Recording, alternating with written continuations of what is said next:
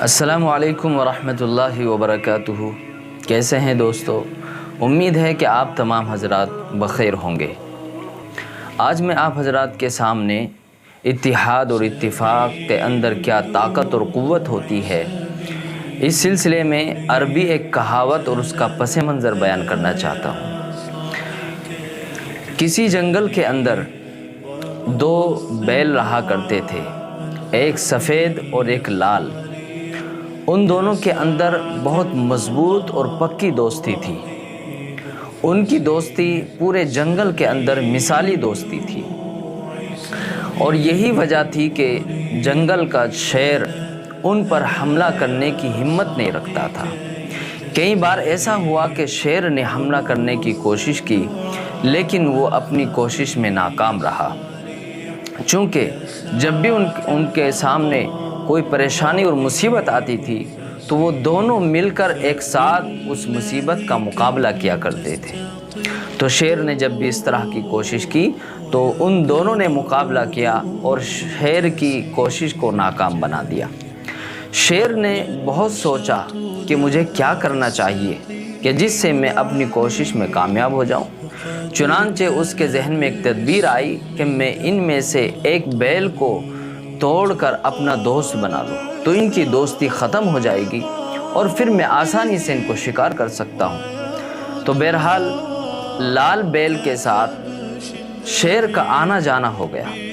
شیر نے اس کو چکنی چپڑی باتیں کر کے اپنے ساتھ ملا لیا، اور لال بیل نے اپنے سفید بیل دوست کی دوستی کو ختم کر دیا، اور پھر لال بیل جنگل کے اندر شیر کے ساتھ رہنے لگا۔ اچانک ایسا ہوا کہ شیر نے سفید بیل پر حملہ کر دیا، اور اس مرتبہ شیر اپنے حملے میں کامیاب ہو گیا، چونکہ اب بیل کے ساتھ میں کوئی دوسرا نہیں تھا، وہ تنہا تھا، اس لیے اس تنہا کو شکار کرنا شیر کے لیے آسان تھا۔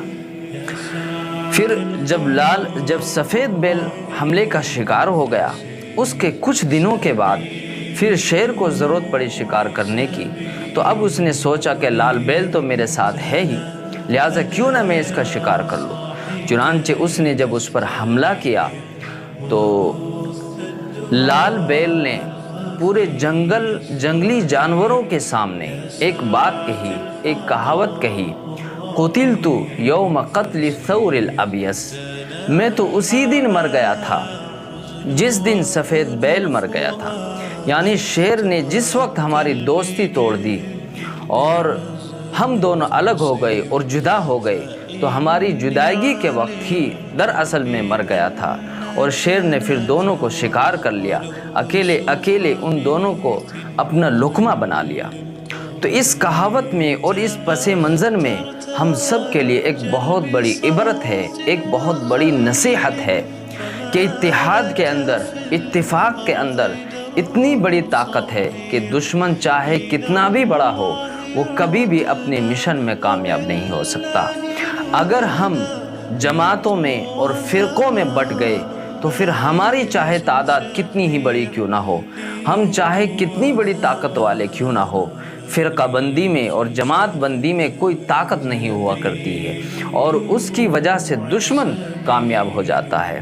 اسی لیے حبیب جالب نے کہا ہے، متحد ہو تو بدل ڈالو نظام گلشن، منتشر ہو تو مرو چلاتے کیوں ہو۔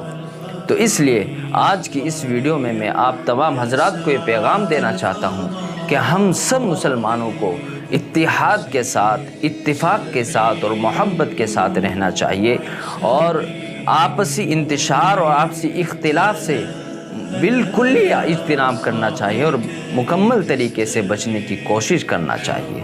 اللہ ہم سب کو ان باتوں پر عمل کی توفیق نصیب فرمائے۔